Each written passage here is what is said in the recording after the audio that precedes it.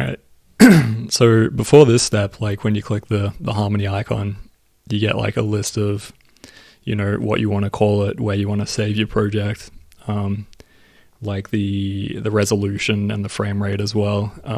We'll be using like 1080p, 25 frames. But yeah, and when you save your project as well, it doesn't just save like a file type, like a single file. It saves a folder with everything within what you're working on in that folder, like palettes and templates and stuff like that.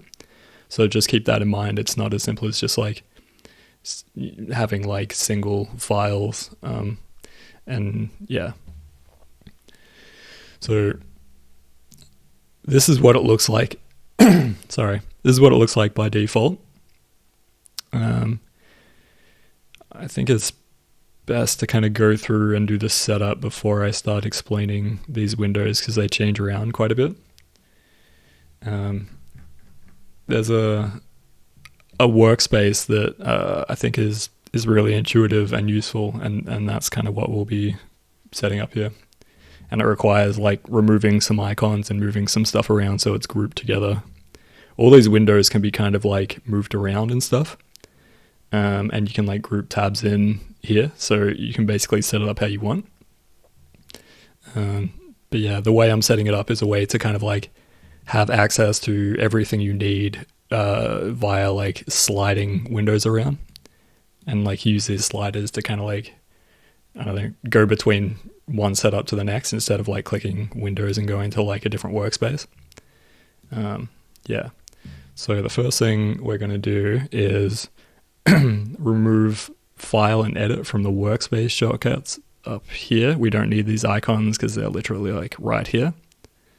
It's all about like saving space as well. Like you want to minimize clutter and yeah, just make everything where it should be. So to do that, you right click on this this bar up here, and you can just get rid of these. So we've got a list of all the things that are in the bar, and you just uncheck what you don't want, basically. So we've automatically cleared up some space here.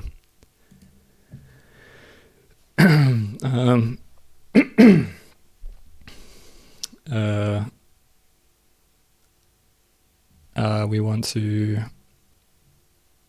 add a display shortcut up here. I think this is how to do it.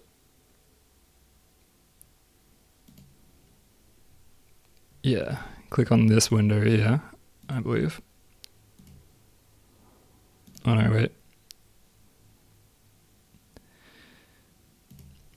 I thought it was this one.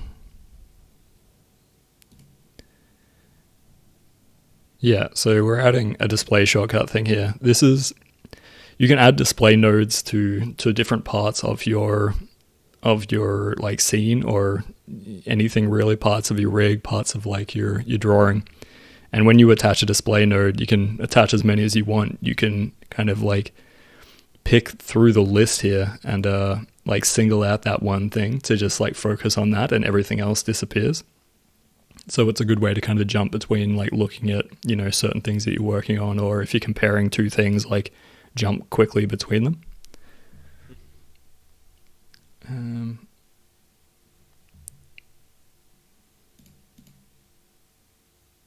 So by default, all like these buttons are down here, and we want to move them up the top because this is pretty valuable real estate down here, and it just makes more sense to have them up the top, kind of out of the way. So you want to right click up here again. Yeah, and it's art layer, playback.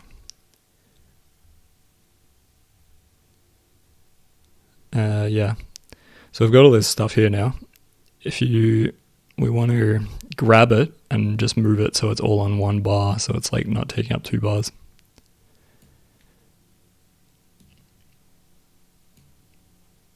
I think this one goes in front of this one. Oh.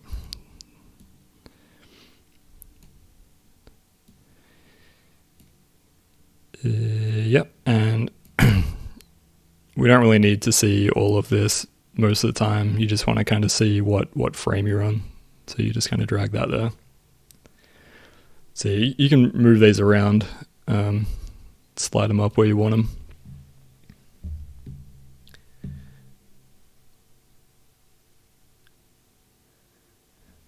We want to put a master controller up here as well. So like you probably won't be using this stuff at all, but this is just part of the setup, so you might as well just put it in there so we all have the same workspace. What was the name of the one that's giving you the frame control at the top there? What was that one called? That is the playback. Playback. Yeah, and this is how you obviously playback through stuff. So you've got like play, what is this one? Render and play. I think that opens up a new window with a rendered version. This is loop, which is pretty useful. And this controls like if it has sound when it's when you play it, and also this one I think is scrubbing sound. So when you drag it, it plays the sound or slowed down or sped up, and that's pretty annoying. I usually have that off. Yeah. So yeah, I will go in and actually explain what these are like after I've set this up, so it all kind of makes a lot more sense. What's next?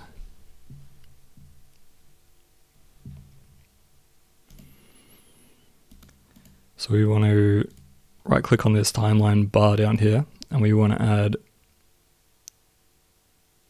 mark drawing and flip as well.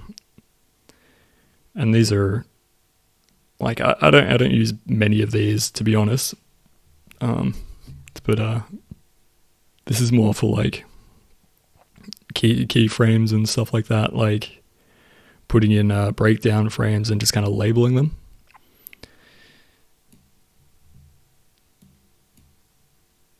Oh, yeah, I want to move all this to the left.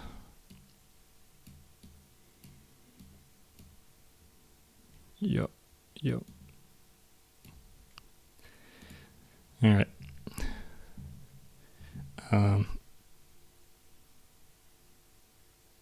Yeah, I don't know why I do that. It's just how it is. This is a kind of guide that I'm following off someone else who's kind of set it up, who knows a lot more about the program. All right, so that's the toolbars done. Next, we want to set up our windows here, all these different things. So we want to grab these tabs. When you grab them, allows you to pull them out into breakout like windows, and you can put them wherever you want and it'll kind of snap. So we want to grab the properties tab here and drag it all the way to the side, so it takes up the whole side part here. And just shrink that a little bit. So we have a new window here that we've created.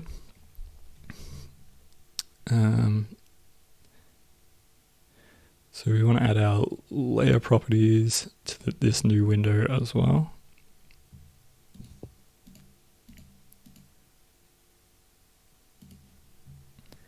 One sec. Yeah, so if you ever lose one of these windows or close it or whatever, you can like reopen them here.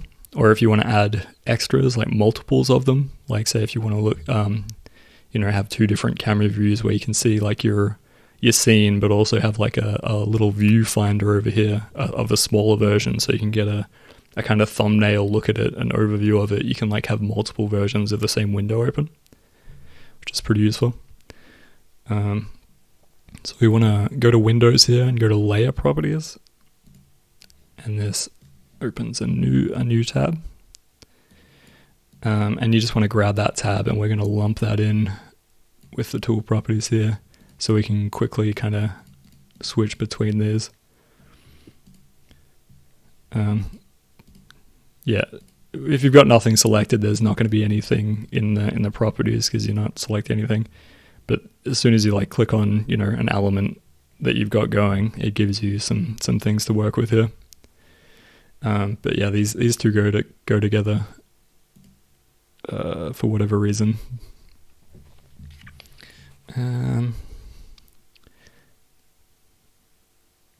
And we want to add the library in here as well. And we've got one open here, so we're just going to drag that from the tab and just drop it straight on the other tabs. And now we have all three of these open.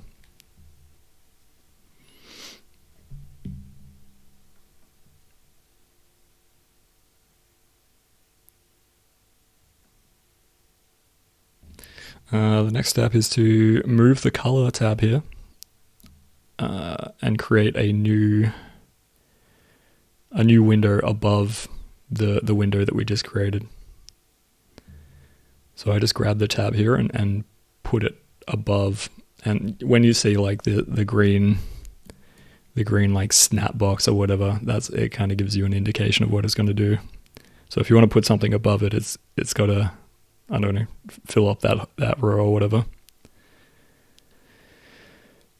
But yeah, that's good. Color's there. And we want to put perspective.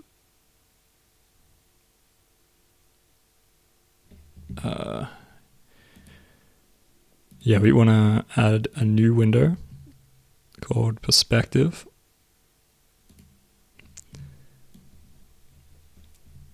And we want to grab that and group that in with your main kind of view thing, the camera and the drawing.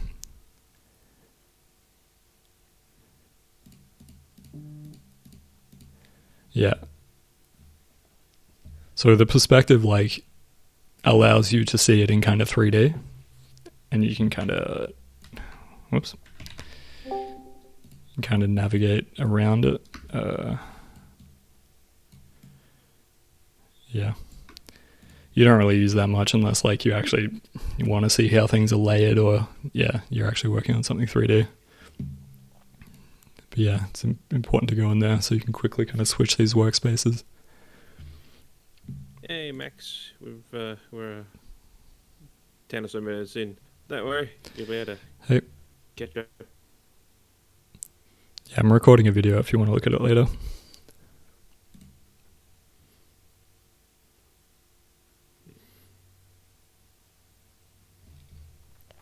What did you do to get that 3D thing again?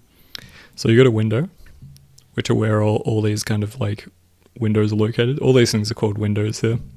You got a window, and that one was called perspective. Just perspective? Yep. Okay. And you click on that, and it'll open the new window, and then you grab the tab of that new window. I'll just do it again. So you got a window, perspective. Whoops, and it's just put it there by default. I'll just like drag it out. So that's what it looks like, and then you grab the tab of it and just drag it in with these other tabs. Okay. Then we want to get the top view. So yeah, if you go to Windows and then top, it'll open a new window, the top window.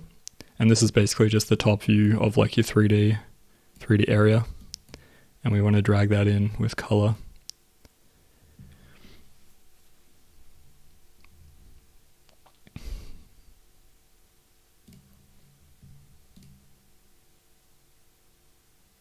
And then we want to do something similar. Go to Windows and go to Side. So we can look at our side view. And we want to drag that in with, where is it?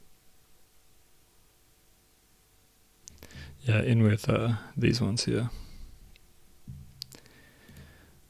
So now we've kind of got a 3D space that we can work with.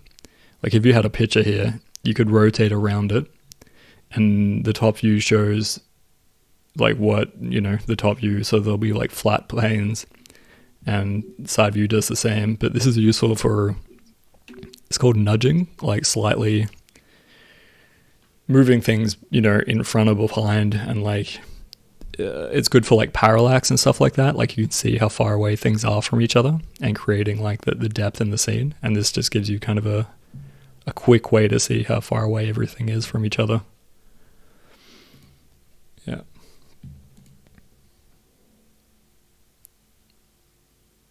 And then we want to go to window again and go to X sheet. Yeah, I don't really know much about this. Apparently this is how traditional animators like kept track of their frames and their keyframes and stuff. But yeah, get the X sheet and drop that in with this one as well, up in the top in the color. Oh yeah, I've seen a bit of this. They used to have to. They used to write the like notes for the frames manually. And actually, that's yeah. So that's.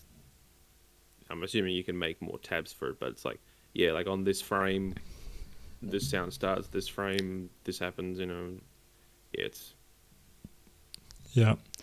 I'd like a whole way of doing things. I find that shit really like interesting. I want to learn how to use it at some stage, like the traditional way to kind of like keep track of it all. Yeah, it could be interesting. I think it's a bit obsolete these days. Yeah. Yeah. Wow. Not necessarily. If we're looking at, especially when you're looking at collaboration, just being able to communicate things like this needs to happen on this frame, is still can be useful. There's other tools to be able to do it, but yeah, it can be useful. Yeah, you still see it in a lot of like, hand-drawn animation, like frame by frame, post to post stuff. Like you'll see that that little guide thing in the corner, like flipping, and it's like a measurement kind of thing, and it's like going between like keyframes and what are the other ones? The less important frames, in between frames or whatever. Yeah.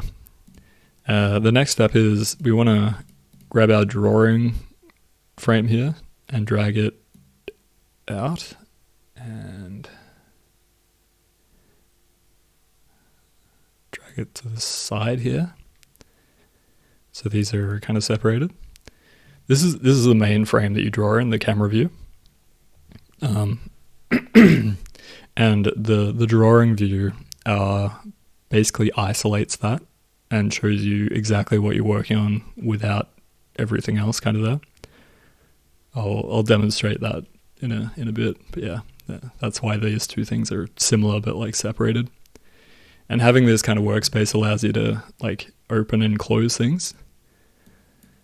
So you don't need half this stuff open. Like if you just want to have like a full screen of your drawing window, you can do that. And then when you want to check, the line detail or whatever, or see if everything's kind of connected properly, you can open stuff up. And yeah, it's like a sliding system, but it allows you to quickly kind of like open up drawers and check things. And yeah, it's pretty useful once you like get your head around it.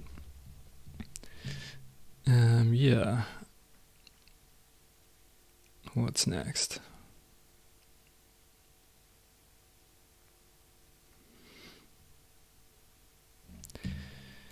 Yep, so we want to open up another. Yeah, we'll do that viewfinder thing that I was talking about before. So we want a second camera. So go to Windows and then click on camera, and it'll open up a new camera window, which is exactly the same as this one here. And we just want to grab its tab and move it above the color thing here. So if you ever need like a thumbnail view or whatever, you can do that, and when you don't need it, you just shut it up and you can reopen it just by like grabbing these tabs and sliding it down. So most of the time this will kind of be your default view with like the tool properties and your color picker thing here and like the palettes. But yeah, you can just like grab stuff and open it up.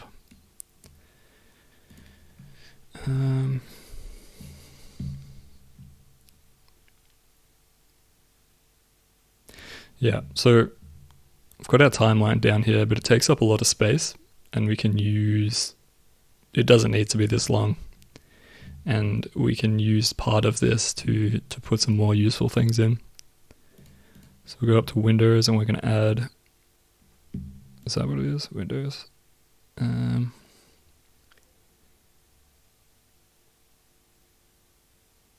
Yeah. So we want drawing substitutions. We want onion skin. Yep. And we want a node library. And we're just going to drag them down here in that order. So go to drawing substitutions, and we want it to like snap to this side. Doesn't need to be that long. And then we want to put in our onion skin, grab the tab and just drag it on top. And then our node library, just grab the tab and drag it on top. And now we can quickly kind of switch between these things and shut it when we don't need it and open it up when we do. And we still have access to our timeline here. Yep. And then we're just going to add some lesser used things, but you might use them at some stage. So we want to go to Windows. This one, coordinates and control points. That'll open that up. Animated matte generator. Whoop, that made a huge window, but that's it. And what was the other one? Guides.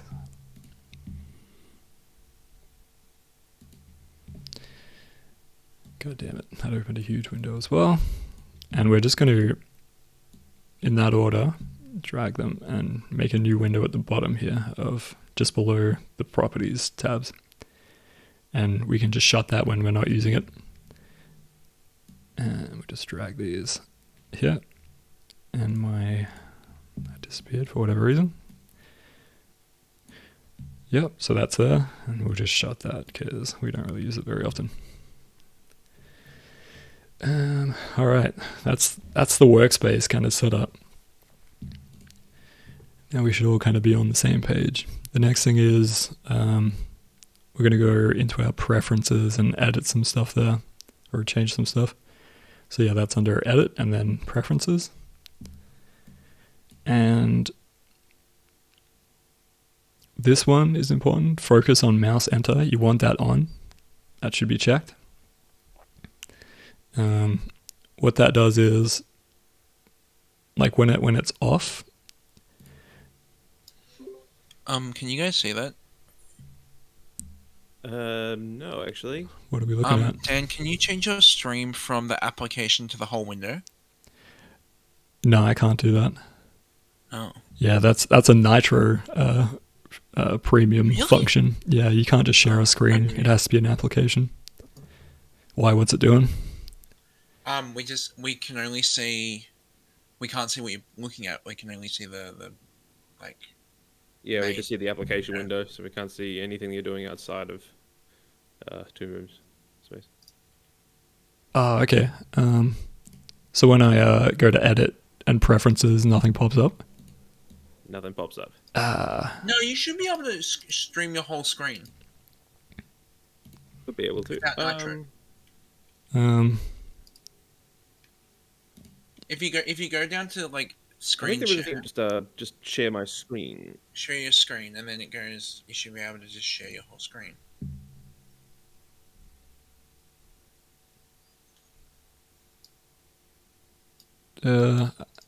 I don't see the option. Oh, yeah, no, there it is. There's like an extra screen tab. Yeah, okay. Yeah, I'll do that. Okay, I assume that's changed. Yeah. I think. Yeah. Now. Yeah. Now Yeah, we there can we see it. There we Yeah, go. cool. All right. Just be mindful, of course. We'll see everything that you put on the screen now. Yeah, no, that's fine. All right. So yeah, that was under edit and preferences. This is the one I was talking about. Focus on mouse enter. So when that's off, you will manually have to click on windows. There's like, see this red kind of boundary box around it?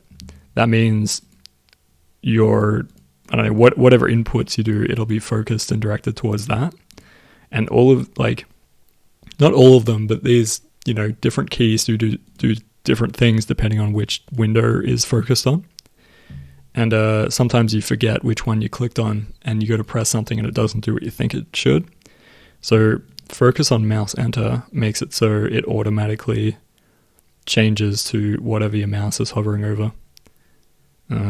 So yeah, you don't need to worry about, you know, not being clicked on the right window and trying to do something. Yeah, so that one's important. So what else is in here?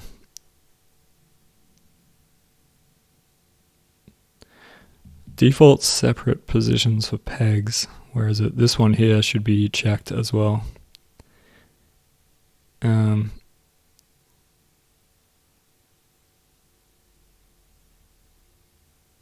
Yeah, I think this is, I'm not really sure what this does. I think it's something to do with, like, when you set keyframes and stuff, it only sets the keyframes on the peg instead of the actual drawing you're working on. That's the way to kind of animate. Like, you don't ever set you don't set, like, you don't animate like your pictures, you animate the pegs and kind of manipulate that. That's just, I don't know, how things are done. Because if you animate on like a drawing and then attach a peg to it and then animate that, it gets really funky, like what's happening. So you just kind of, yeah, I think it makes it so like you can't animate on your actual drawings, you animate on the pegs. But that doesn't really apply to like traditional animation because it's done in like a different way. There was another one. Default pass-through composite.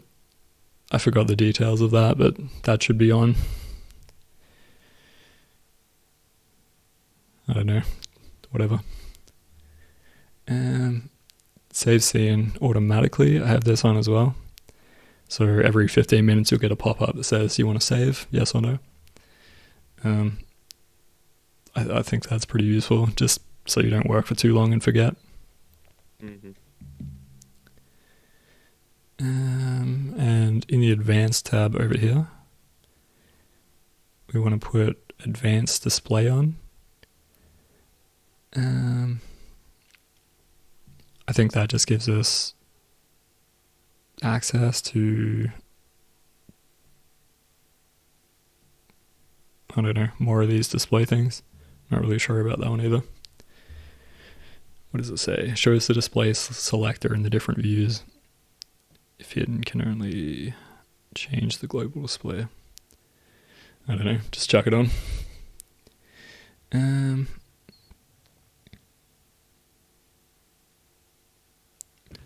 Oh, wait.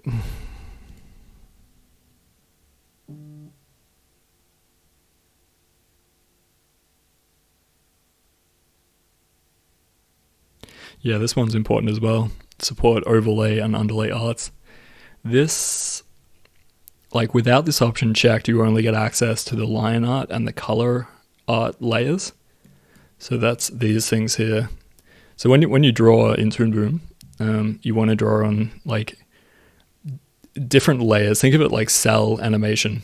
So you want to have your line art on one cell and your color, like, yeah, or your coloring on a color cell below it, so that it kind of, they sit on top of each other. And they're the two ones you get by default. The other two, which are like premium features, you can have an underlay and an overlay. So it's like another layer to it that you can kind of like, if you want to put on your underlay layer, I usually put my rough drawing. So I've got that to use as a guide to then draw over the top and put a line art on top of. And then overlay can be used for things like a crease or a wrinkle in an arm or something. Like, you just draw that on top of it, so you've got like these extra details. It's kind of hard to explain where you'd use that. But yeah, I don't use the underlay so much But yeah, sorry, I don't use the overlay so much, but the underlay is pretty good for roughs and stuff like that. And you can just go and like delete it when you're done, or like you can make it so it only renders.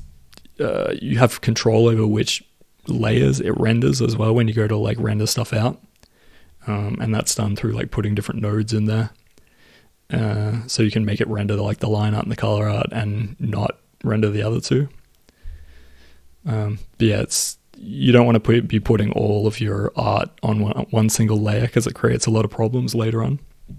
And it's a non-destructive workflow. Like, it's a lot easier to like be able to edit them separately, or render them separately, or apply, different properties to them separately, rather than like having everything grouped together and it just changes everything at once. It just gives you more control. Yeah. Was there anything else in here? And enable middle button for panning view. That's just useful for like, just help it, like if you click the middle button, it lets you grab stuff and move it around, which is always nice, having extra control over that.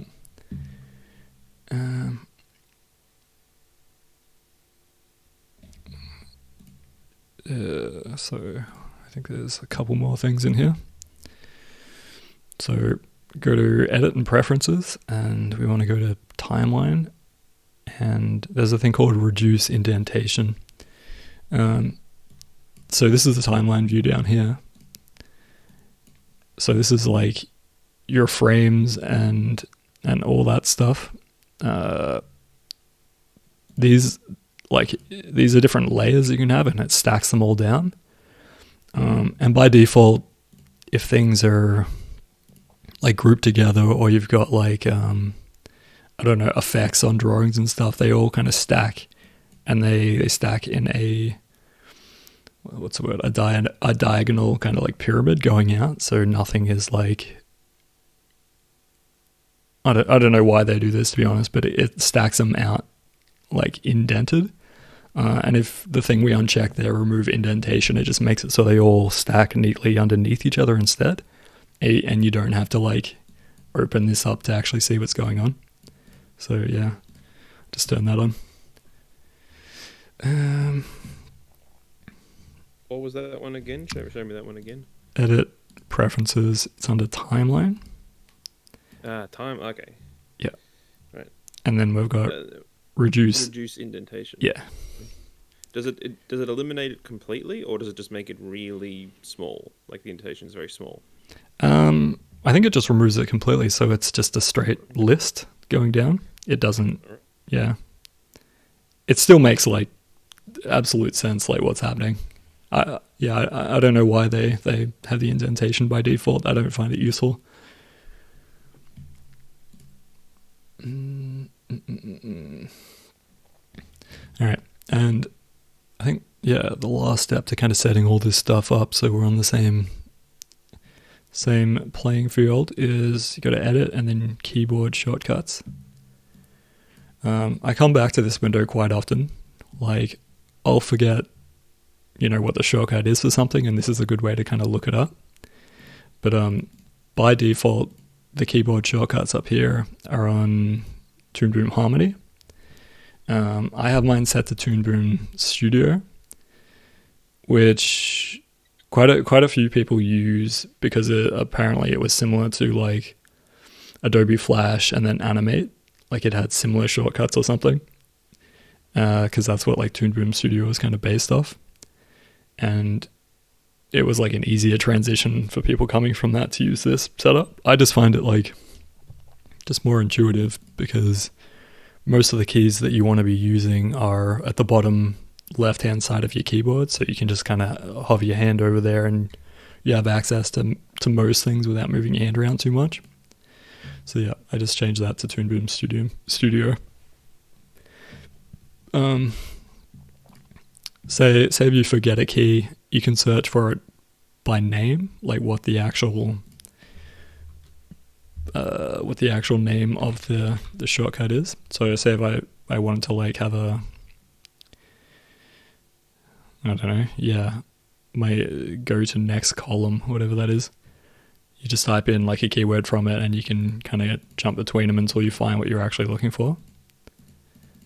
So if you remember the name, you can just chuck it in there. Or yeah, you can go by shortcut as well. So if you, I don't know, if you want to, I don't know, if something stops working, which happens sometimes, like a key stops responding and you know what key it is, you can like type in the key and it'll jump to it, and then you can kind of clear it and set it back to default, and then sometimes, well, that usually fixes it, just like resetting it like that. It's kind of annoying that happens, but I don't know, it's just part of the program. People complain about it, but yeah, sometimes it gets fixed, sometimes it doesn't. But yeah, so all we need to do is change it to Toon Boom Studio. I haven't really set up any custom keys beyond that, but you can do that. You have full control over, like, you know, setting your own shortcuts that you want, and then you can like save your own custom like keyboard layout and stuff. Yeah. All right, so that's it for setup. We should now all have a similar looking thing with similar shortcuts. I'm just going to go through a few of the tools that you use. I'll start with the pencil tool. There's a pencil tool and a brush tool. They're the kind of like main drawing things that you use.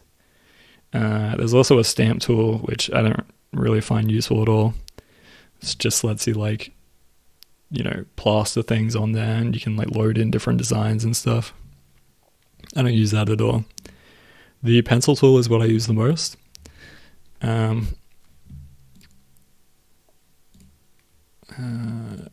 Is this the right way? Yeah. I want to explain this in the right order that it actually makes sense.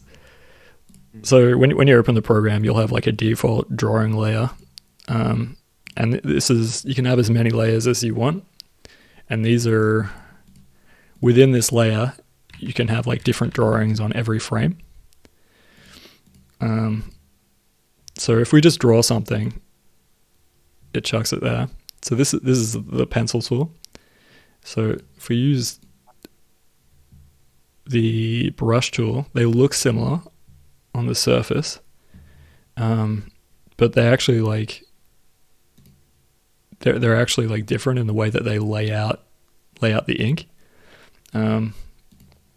If you press K, it shows, like, because this is a vector-based program, all the stuff that you draw has to be able to, like, it's a vector, so it can scale up and down, and you don't lose any resolution.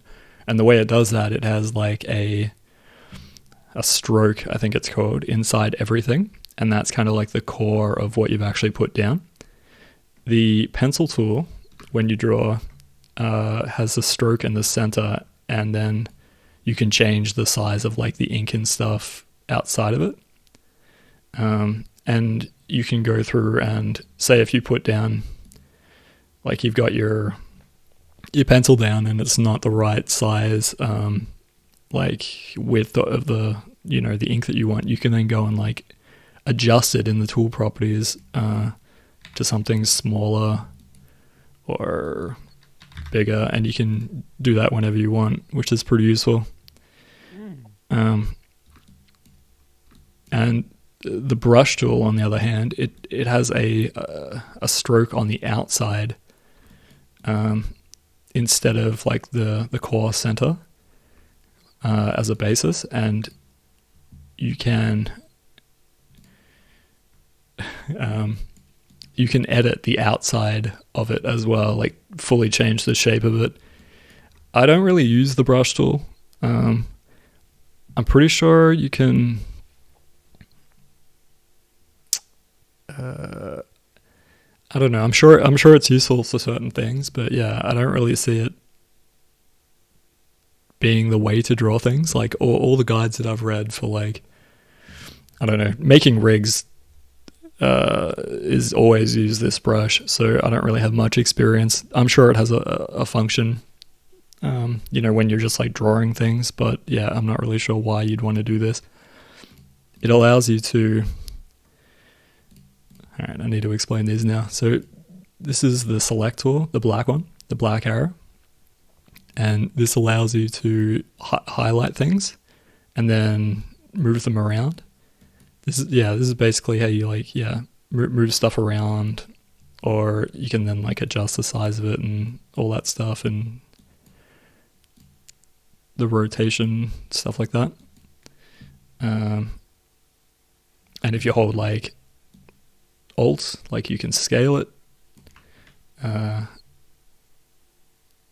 If you hold Control, it does whatever that is. Like it lets you kind of mirror it and move it around.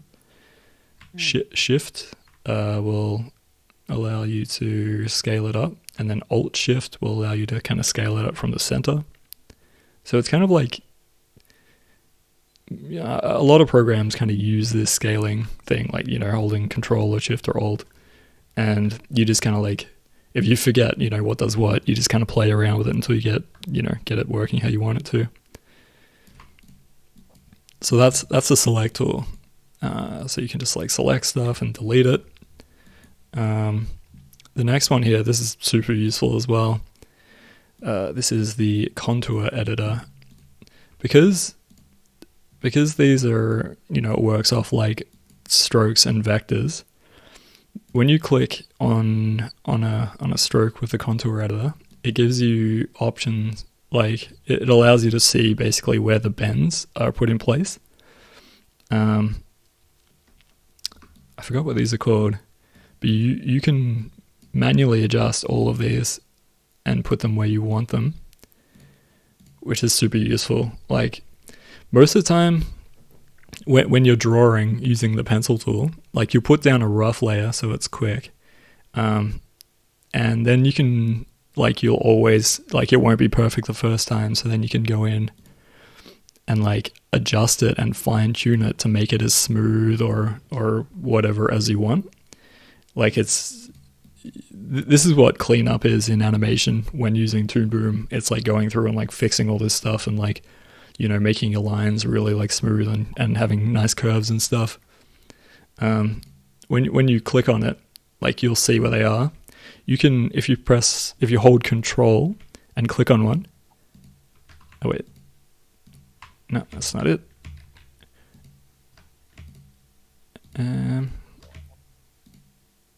Okay, let's try to delete it.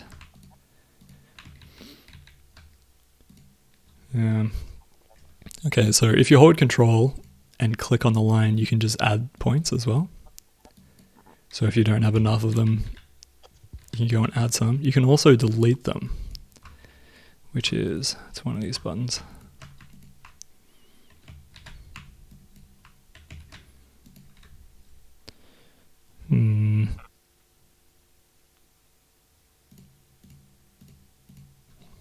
Oh, yeah, you can just like click on it and delete it. I just remember they're called Bezier points. Yeah. These are these handles, these Bezier handles. And you can grab them and move them around. If you also hold Alt, you can break them so they move around separately. So you don't have to have, like, if you need to do like a really fine corner or whatever, you can put one in and grab the handles and break it so it's real sharp. Oops. How'd you break it? If you click on a point, so you've got your handles, hold Alt and then grab the handle. Yeah. Okay. And if you break it and you're like, oh shit, I want my like fine line back, if you hold Alt and then click on the point, it'll kind of default them back to like being like in a line. If that makes sense. So it's all messed up. You want it to be a straight line again. You hold Alt and click on it and drag it kind of in the direction. And resets it to Yeah.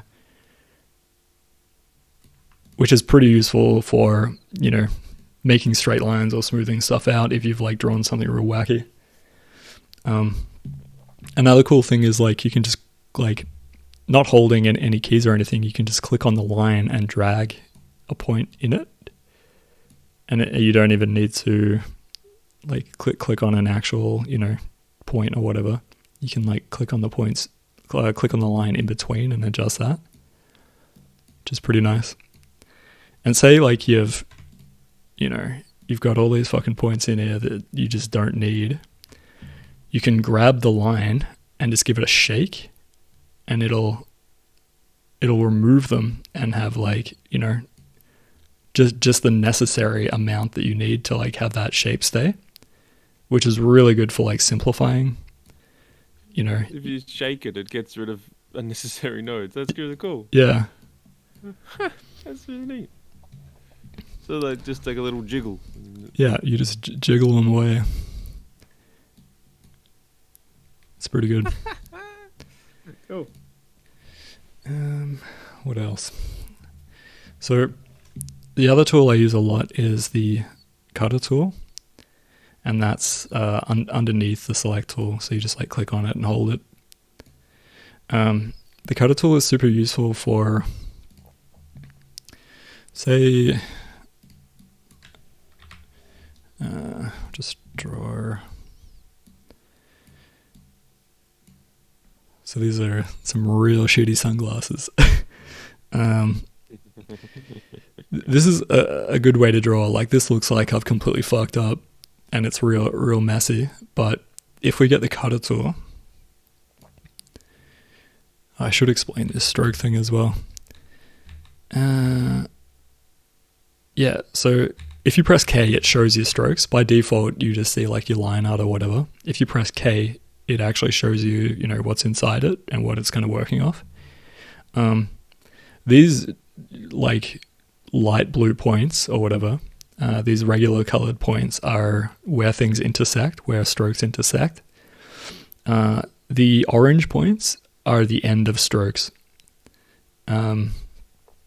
So this is useful to see when, say, you're trying to make a nice circle and it looks like it's kind of connecting, but when you actually like, look inside, you can see they're not actually intersecting. So if you go to like, fill in this with a paint or a color or something, it won't fill it in and you'll be like, why the fuck not? It's because then it's not actually closing the gap. There are tools that you can use to make it fill the gap automatically, but it's always good to just like, make sure your things are neat and tidy and actually like close the gaps. So with the contour editor, we can like grab the point and then move it so they actually cross each other. And now we can see we've got the blue bit in here to show that it's actually intersecting. And, the end of our things are out here, and we can see that with the orange. And that's fine. And this is where the cutter tool comes in like really handy. If you just like select the cutter tool and just drag across something, it'll just chop it off. And that way, it's like a nice closed circle or whatever. So it's good for just like chopping off things, unnecessary bits that you don't need. So you can quickly kind of go and tidy all this stuff up. So it's kind of made that intersection a little weird. Yeah. So you'll get things like this.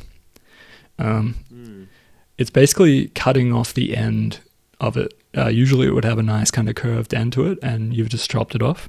You can get around this by selecting the actual line art, and in the tool properties here, they've got like the start and end of the thing, and you can just change it to round, I think it is, and that fixes that up. And these ones will be chopped as well, like they'll have the same kind of harsh ends, but it's kind of covered up by the other ones so you don't see it. It's good to have like one of those flat edges on something like this, otherwise it might be kind of like poking out the top if it's rounded. Let's just see. No, it doesn't, because it kind of like covers it up. But sometimes it's good to have those like flat ends if like they're sitting flush with something. But yeah, that will happen when using the cutter. Like you're actually cutting the end off these shapes. So you just use your selector tool, highlight the one that's been fucked up, or probably all of them you want to highlight if you can, And then in your, maybe you got to do them one at a time. Yeah, in your tool properties, there'll be the ends that you can adjust here, just below like the size and stuff. So it's pretty annoying that you have to do that, but I don't know, I think it's what's happened here. One looks longer than the other. I think I adjusted the size of that somehow. Yeah, so all these like strokes that you put down are separate, like they're not the one shape. If you want to make it like one shape, you like select it all, and you've got a bunch of good things here. Like you can mirror it, you can like flip it horizontally or vertically, or rotate it, or the one that we want to use here is called flatten. And if you click on that, all of this becomes the one object, which is pretty useful. Mm-hmm.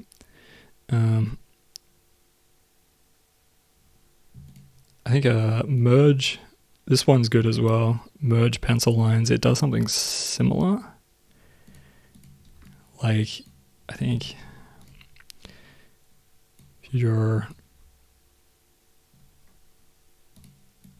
is this gonna work? It's something to do with like if you have your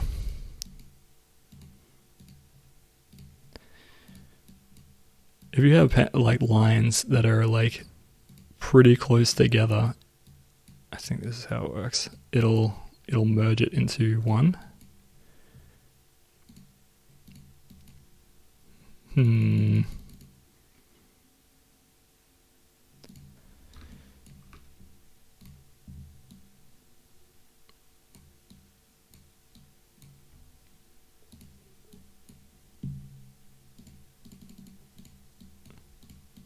Yeah, I don't know.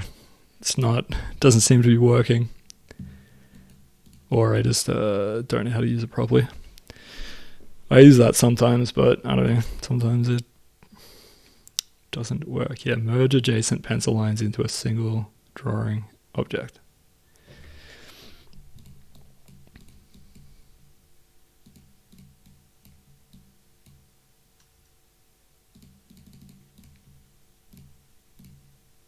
Maybe it's like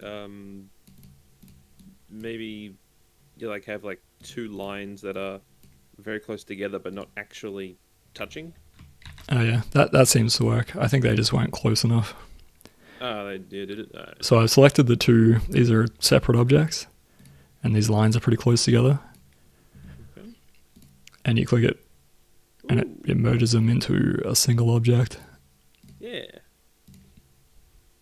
Yeah, I think they just have to be like pretty close together. Not overlapping. Like if they're like really close together, and then it'll snap them together at some. A little extreme, geez. Yeah, but you can like move all this stuff around and like reform it and stuff. Cool. Yeah. So what else? I've got the eraser tool here. I don't really use this very often, which is kind of weird because like in most drawing programs use the erase tool all the time. It's pretty destructive. It's kind of hard to like, you got to kind of fix stuff after you go through and like chop stuff. So you can just carve stuff up and it'll go through everything basically, but it leaves you with like, you have to go through and like fix all these ends up and stuff again, which is kind of annoying. Yeah,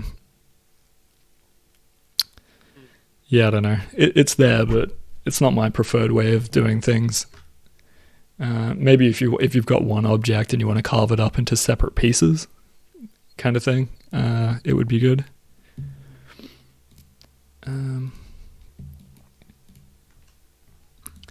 Yeah, I don't know. That's there. What else? I use this shape tool quite often. So you can just make rectangles, ellipses, lines. I use like the ellipse for eyes sometimes. Again, if like this is without like holding any keys, but then you can hold Alt and it'll kind of scale out from the center. Shift keeps it like a nice circle. Shift Alt. Or Shift keeps it a nice circle, and if you hold Alt as well, it'll, make it a nice circle, but expanding from the center.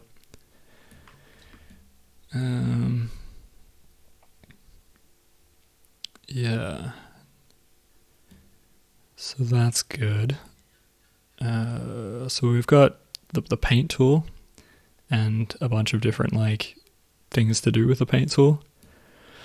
I'll show you the different like the color art and line art. So this is where like the drawing thing kind of comes in handy. So this is like the drawing view, and it shows you like without, only what's on like the layer you've got selected. So if you go to the color tab, there is nothing there. You can go through and like, I don't know, where's my mouse going? Draw something, and it'll make like a color or whatever. I don't color with anything other than like the paint bucket tool, but you can't just like paint bucket nothing. There's like no shape here to like hold everything in together. So what you want to do is you select. Oops. Yep. So we're on our line art thing. So if you select your line art, there's a button here that allows you to create a stroke on the color art layer from what you've drawn in the line art layer. So if you click that and we go to our color layer, we've now got the stroke without the actual line art. And this is what we use to keep our ink inside these areas. You can color directly on the line art layer, but yeah, as I said before, it's a good idea to separate them just so you have more control over them individually. Like if you want to add an effect or, some sort of filter or something to one layer, it'll affect both of them if they're both on the same layer. So just keep them separate and you'll be fine. And they do what you did again for me. How'd you yep. do that? So I'll just get rid of it. So we're on our line art layer. You got to make sure the layer with the line art is selected. You can highlight it all. I don't even think you need to do that actually, but make sure you're on, the drawing layer that you want selected, and then line art. And then down here in the tool properties, in like your useful things like, flip vertical, horizontal, rotate, merge, flatten, all that stuff. One of the tools here is called create color art from line art. So it'll basically create a stroke on the color art layer from your line art. By default, there's nothing here in the color art layer, like no strokes to hold all the color in, and you need that. So from this layer, you just click this, the color art layer, and then when you go to your actual color art, you'll have all the strokes here but none of the line art. So all the strokes that are inside the line art here have been transferred here without the actual line art, if that makes sense. And so it'll just do that. Just clarify for me. The different layers that you've got there. Yep. Color, overlay, lines, color, and whatever the last one is. Yep. All of these are separated layers within the drawing layer. Yep. So for example, if I created a new layer underneath drawing, say it was like something else, it would also have those internal layer breakdowns? Yeah, they're all separate. Okay, they're all separated. Yeah. Cool. Yeah, so each drawing layer, like where you actually do your drawing and stuff, you can have as many of these as you want. Like there's a plus button here and you can add, this is how you add them. You can call it whatever you want, drawing 2, drawing 3. So there's nothing on these yet, right?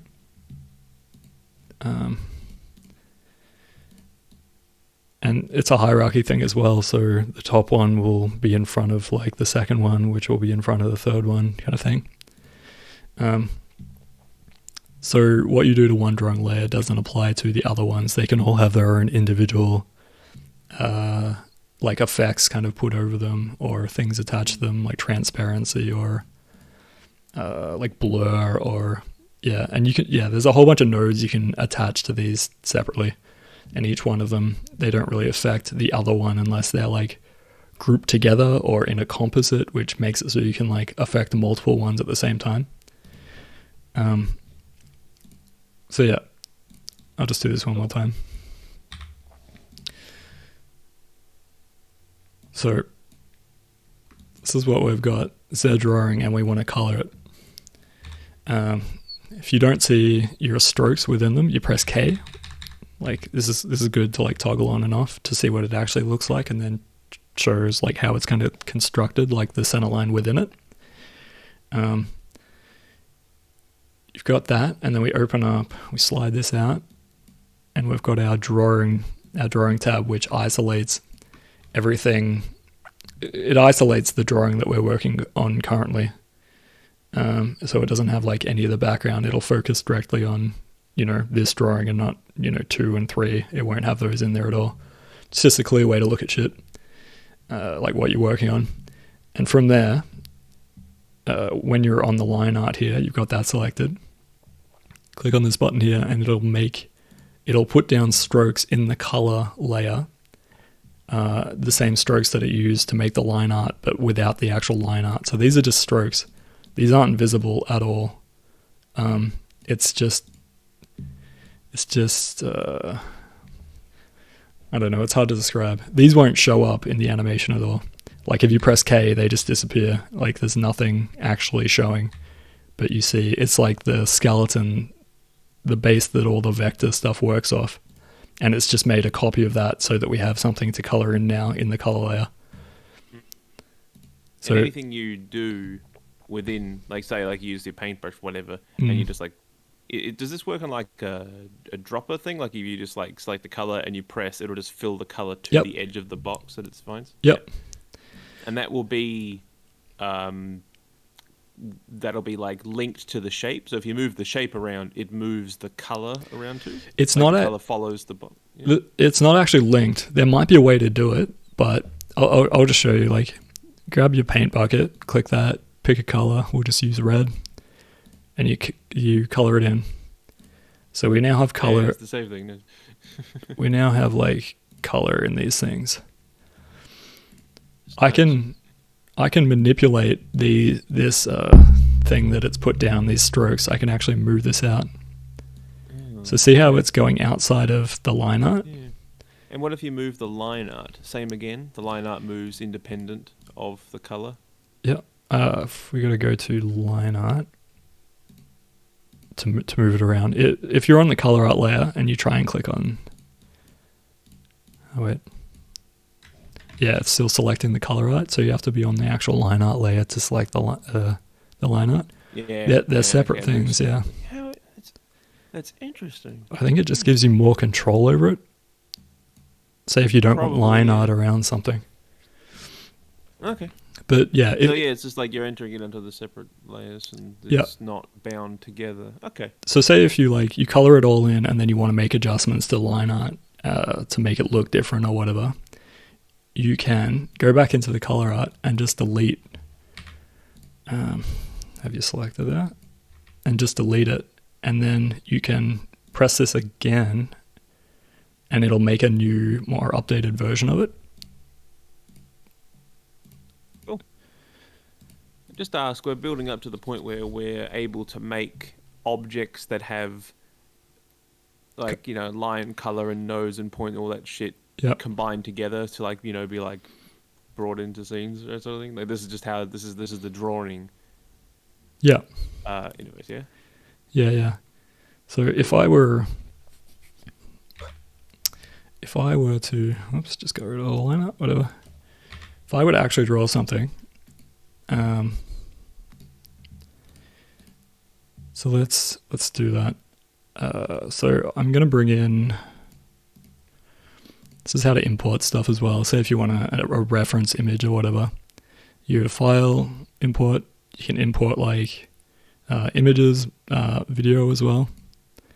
It'll bring this up. And this is pretty broad. Like it registers a bunch of formats. Yeah.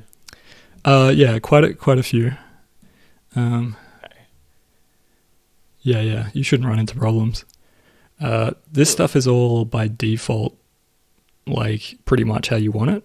I think this one by default is keep as original bitmap.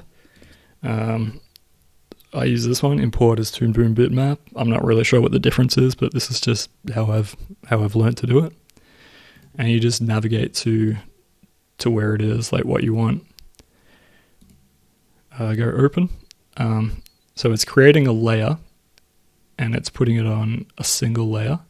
If it's like a Photoshop file and you import it, you can choose whether you want it, each piece is on a separate layer down here, or if you want it all on the same layer and it kind of merges it together. If it's just like a single image, yeah, you just want it, of course, just on a single layer. So you go okay. So that's brought the picture in here. And you can just like, it's its own like drawing layer here, and you can draw straight onto that layer, or you can like create a drawing on top of it and just draw stuff. This is pretty harsh to look at. So this is the node view as well. So the node view is just like an easier way to kind of like look at different things. So by default, these ones won't be there. It'll just be like this. So you've got your drawing, your composite, which is kind of combining all of these things together in a way. It allows you to like, I don't know, attach something to the composite to affect multiple things at once. It's just a way of kind of merging stuff together so you can apply things to them, multiple things at the same time. And these things are like, it's all connected with these lines. It's kind of like a pipeline kind of thing, like it all kind of flows down. And these things, because I've detached them, they don't show up in the camera. So you can have heaps of things just like sitting here that aren't attached, and you can just like,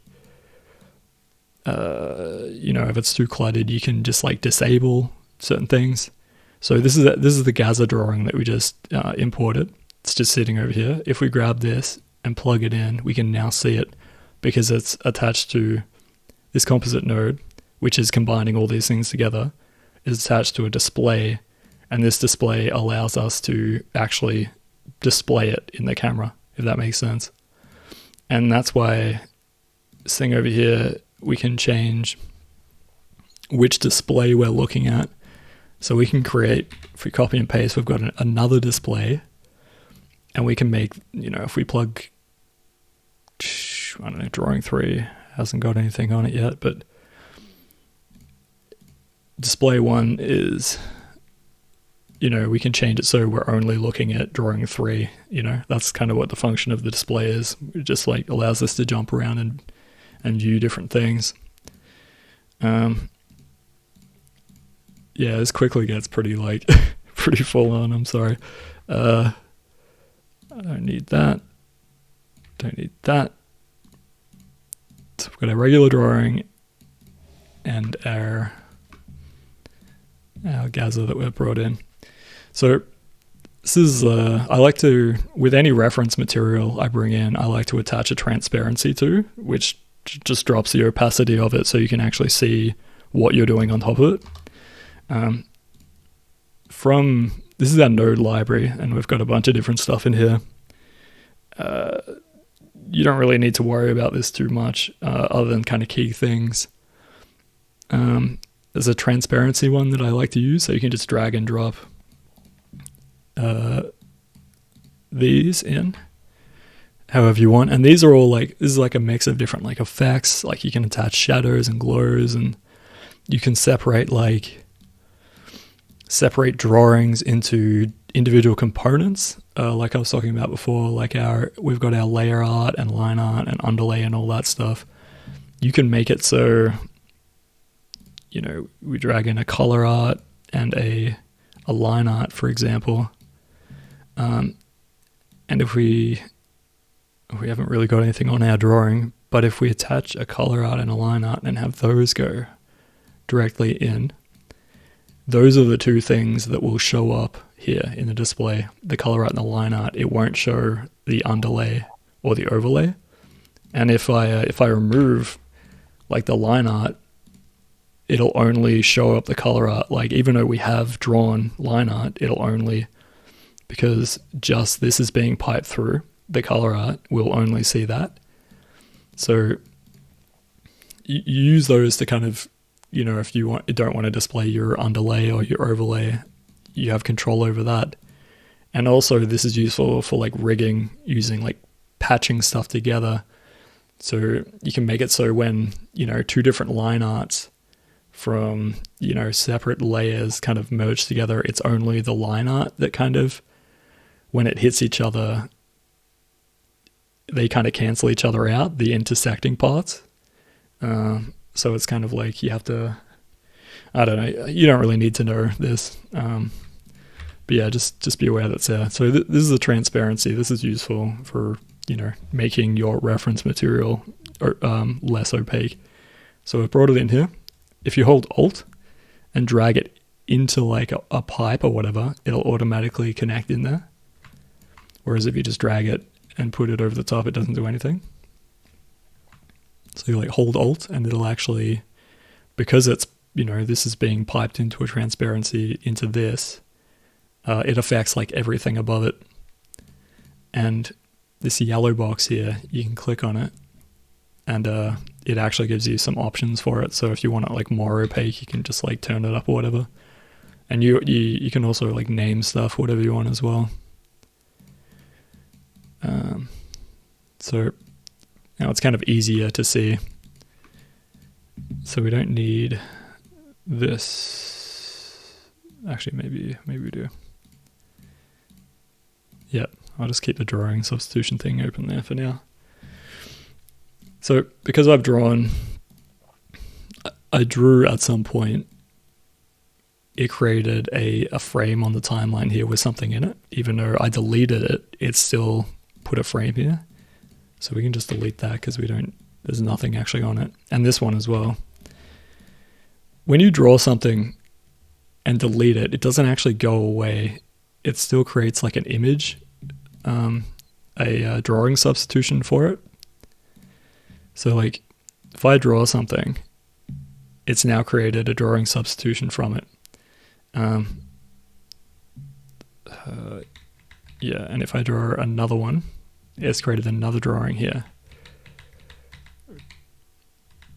And how to explain this? And it'll highlight the one that you've got kind of selected. If I delete these now. Yeah, so I'll delete this one as well. So I've created those drawings and deleted them, but they're still in my drawing substitutions. This creates like a little library that you can kind of go back to. So they're not actually there, but if I click on this, I don't know.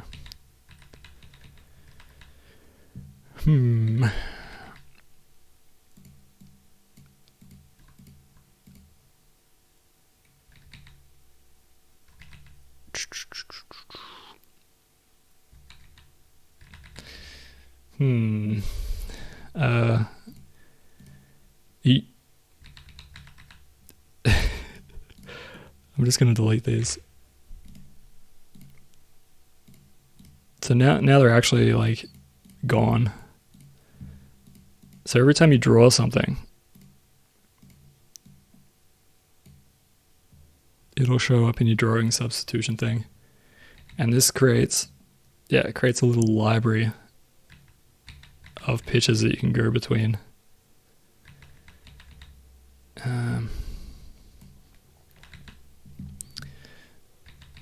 And you can, by clicking on these, you can switch them. You can control which one you're actually like showing.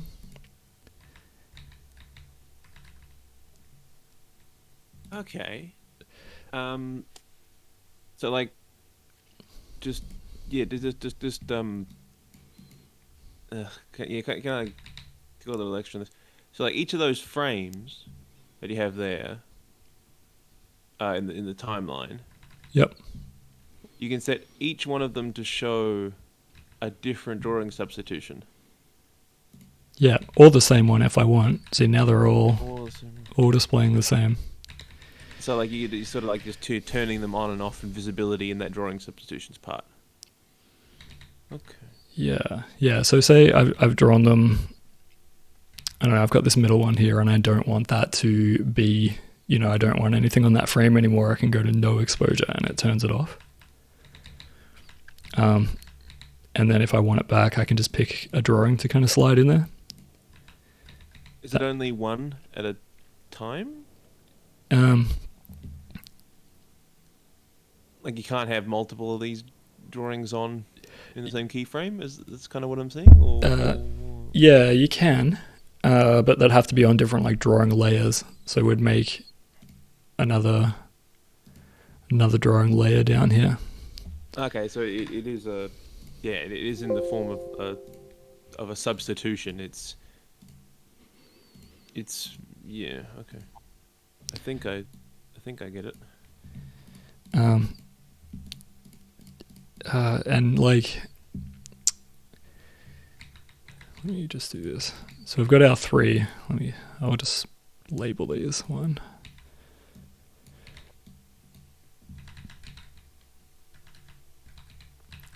Yeah. So we've got our three here that we're going through. Mm-hmm. Say if you wanted to create a loop or something, or copy, say you really like one shape and you want to use that again, but you only want one part of the drawing, and you like copy it and paste it. So you Control C to copy it, and then you go to the new frame that you want to put it on, and you press Control V.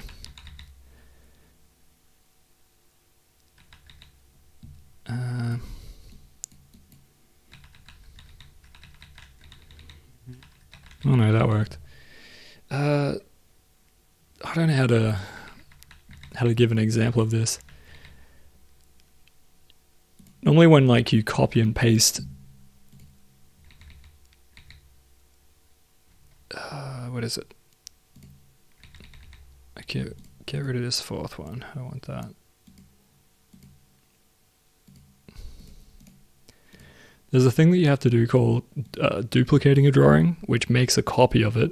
Like usually these things are linked. Like if you copy one frame, like select the frame here and press Control C to copy it, and then go to your fourth frame and paste it in.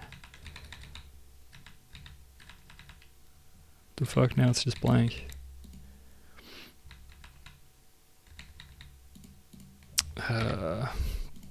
Yeah, I don't know how to show an example of this, but like they're linked together. Like I was trying to like show you, if you copy and paste it and then paste it in, and then go to draw on the new one, it's linked to the one that you copied it off. So I don't know why it's not working. That's all right. Just take me back through again. How did you do a drawing substitution again in the first place? How did you do it? Oh, they just pop up by default. Like whenever you draw something new on a new frame, it'll create a new drawing substitution. So yeah, so I've got nothing in any of these frames down here. I haven't drawn anything. It's like pick a frame that you want, and then you just start drawing. and it'll make a new drawing there. And bang, there it goes. Okay. Yeah, and then make a new keyframe. Go to move to the next one, and it makes a new. Okay. And it'll just create like another one. And if I wanted to edit one of those drawing substitutions, just on the keyframe and just change it on that, and it updates the drawing substitution. Yeah. It doesn't make a new one or anything. No. Yeah, you can just edit it. Cool. Okay. Yeah, and then you've got your like onion skin as well. So next to the drawing substitution tab, onion skin, which is useful, and you click on this thing to turn it on. And that will show you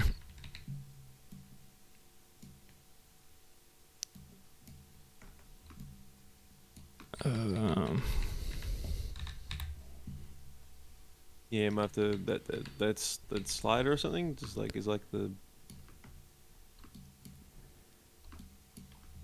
that slider part is like this. Oh, there it is. Yeah, it's been weird. Like things aren't showing up. But yeah, you can, with these numbers next to it, you can adjust how many frames out it kind of shows you. So you can like, make it show a massive amount of frames in the past or in the future. Yeah, like previous or, other frames. I usually just have it on one. Draw something on this. Whoop. Okay. Which is pretty useful. And then you just click it again to turn it off.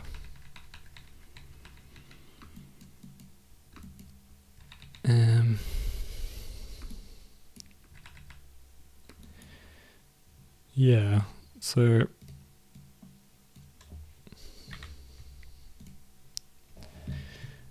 need any of these. So yeah, see how I've like deleted these frames down here? I've still got my drawing substitutions.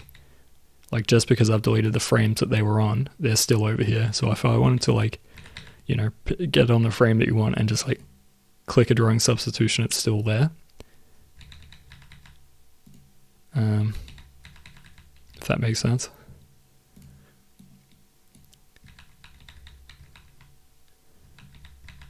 So I've drawn something on this frame, right? This frame. I've got a drawing here. If I delete that, if I delete this frame down here and I've got nothing there anymore, it's still actually in my drawing substitution library. And I can just click on it again to get it back and put all these back, Okay.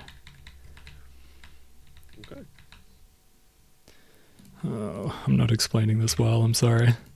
It's kind of like you run into these little problems. It's just kind of hard to demonstrate them without actually like doing the work. So this wing, for example, just going to get rid of all this. I usually never do this, like delete drawing substitutions. There's just no real point unless you're trying to like clean it up a bit. You can just adjust them how you want them and then rename them. But yeah, so I'm drawing with a mouse here, by the way.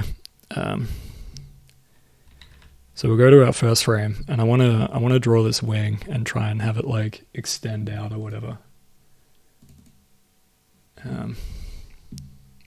So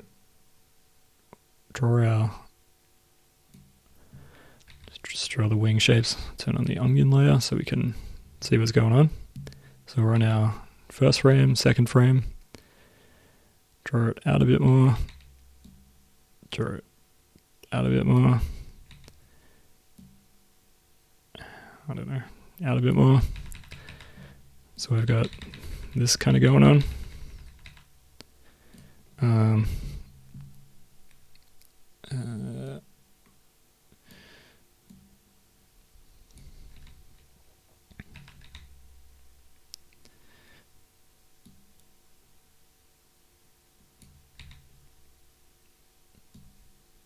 Oops.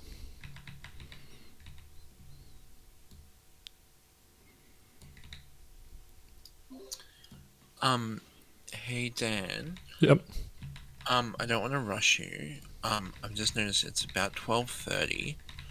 How much more like essential stuff do you think you have left?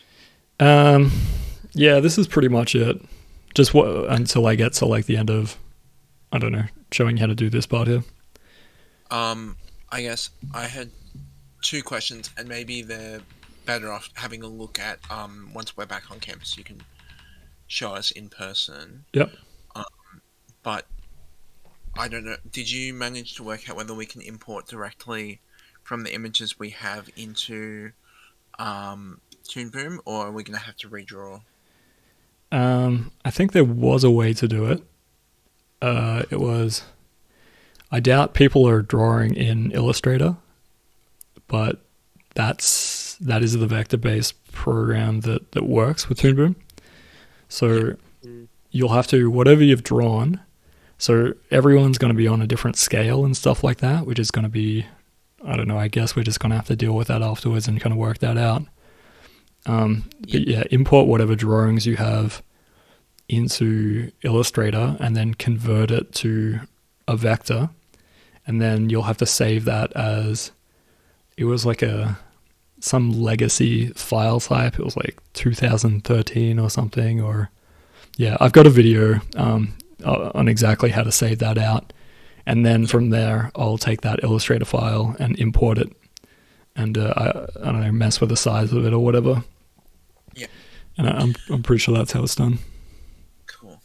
My other question is, and I think this might be better served once we're back on campus, but how we manipulate rigs, because I think that's going to be yeah, it's pretty involved. I've got a video on that, but it's like an hour and a half long. Right. And I don't know any other way to do it. Like, this dude kind of, the video, the guy who made it, like, this is his job to kind of teach people how to make rigs and use them. Well, do you want to check that video? I'll link to that in the for sure. In the Discord, maybe, so people can look at it in their own time. Yep. I've also got there's Toon Boom documentation that's really good, like made by actual Toon Boom people that I can post in there as well, which has basically. I'm gonna make a new channel. I'm gonna call it Resources. Yeah, cool. And just chuck stuff in there. Yeah, that's how I learned to do a lot of this stuff, through that documentation, and it's pretty easy to navigate as well. Yeah, I'll chuck all that in there. Awesome.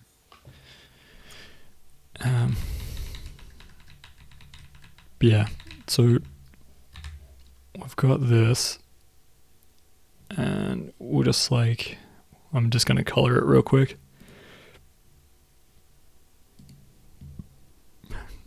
Make sure your line art's selected. Click this convert to color art. Just going to do that for every frame because they're all individual. And then when I go to my color art, I bring out this. And there it is. And then I can. So yeah, this is my color palette thing here. If you double click on it, it brings this up, and you can just eyedrop the color that you want. And then from there, we can just use the paint bucket and fill it in. And then we go to the next frame, and then there's our next one, next frame. Yeah, and we don't need that anymore. Go back to the line art. Yeah, so that's basically it. Obviously, you take more time connecting this stuff, making all these lines smooth.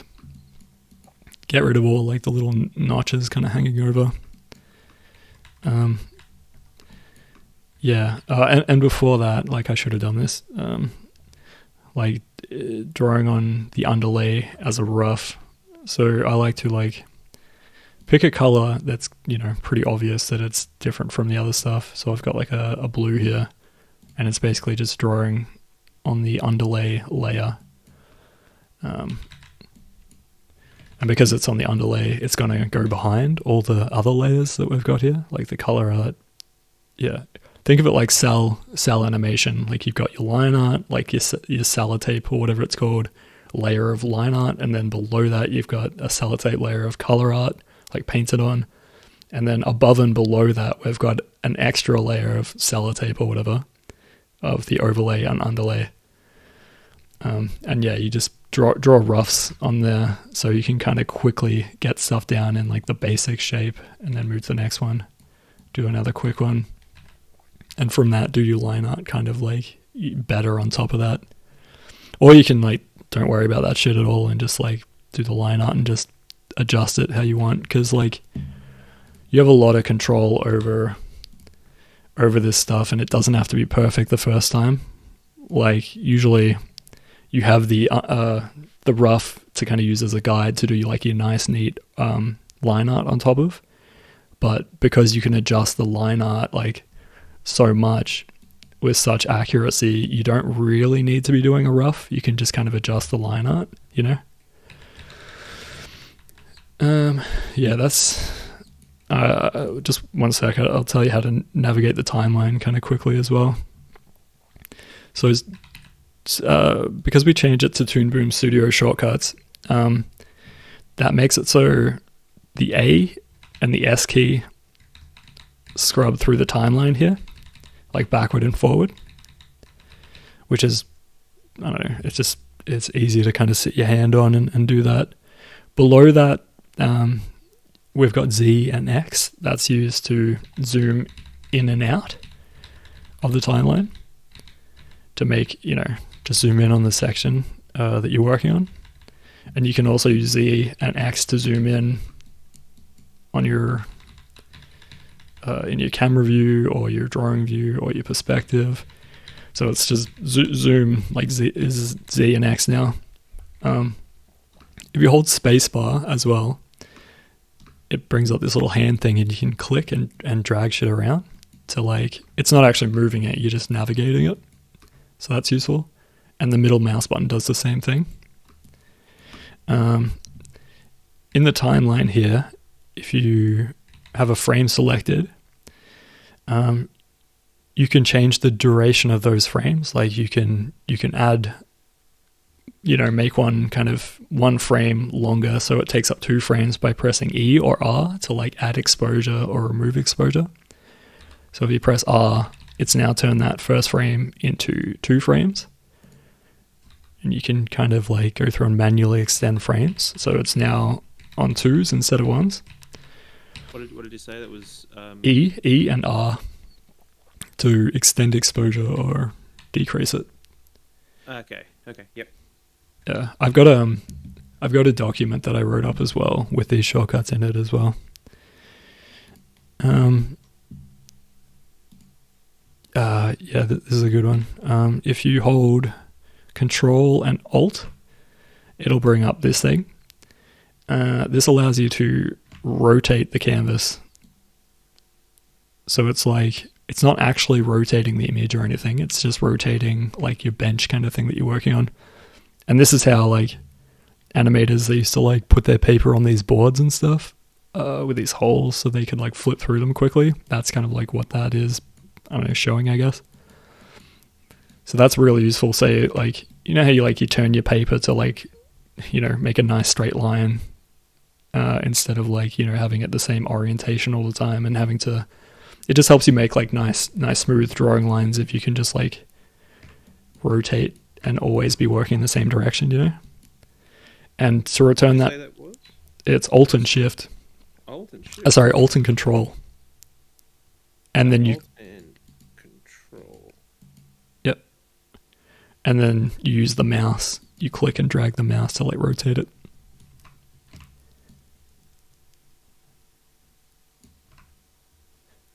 And then once you've done that, if you press Shift C, it'll just return it to default. So you can quickly kind of move shit around, put your lines in, and then press Shift C to put it back to default.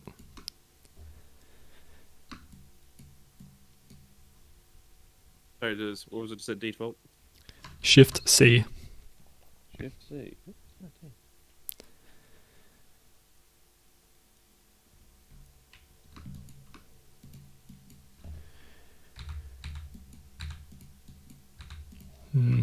It's another useful shortcut, but it's not working right now for whatever reason. But if you select something, it might be working on yours, I don't know. If you select something and press O, it normally centers on that selection. But there's a button for it down here as well.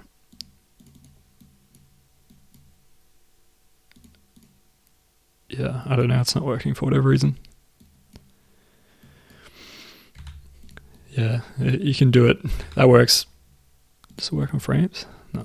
It works in the node view as well. Like if you just select something and press O, it'll take you to it. And usually, like if you select, say, this drawing here, and then come over here, so you know you've got your red bounding box. So this is the camera view selected, and press O. It usually will take you directly to the drawing as well that you've selected over here. So it's kind of a quick way to, say if you're working on something over here in the node view on a certain part and you want to see it in action, you just have it selected and then click O over here and it'll take you there. But for whatever reason, it's not working right now.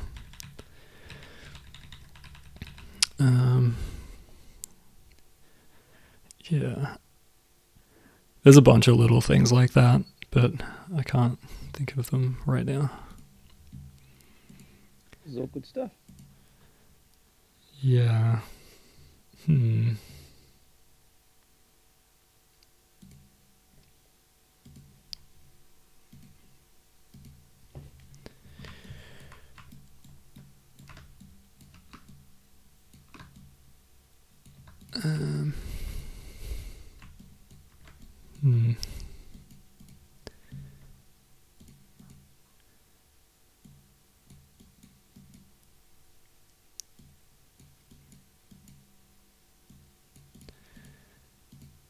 I don't know, that stuff doesn't really matter right now. Alright, yeah, that's pretty much it. I hope some of that made sense.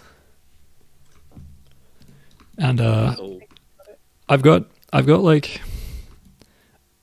a huge playlist of videos that are all labeled pretty well that I'll share as well. That everything you need to know is in there. It's just kind of like there's so many of them, it's kind of hard to like find exactly what you need. But the Toon Boom documentation as well is really good, and that looks like this. Say if you want to learn how to, I don't know, put an effect or whatever.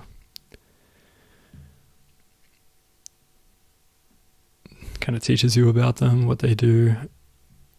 And then there's all like the sub kind of categories to like all the effects, like adding, connecting. Like there's just so much here, and it explains what every single function does.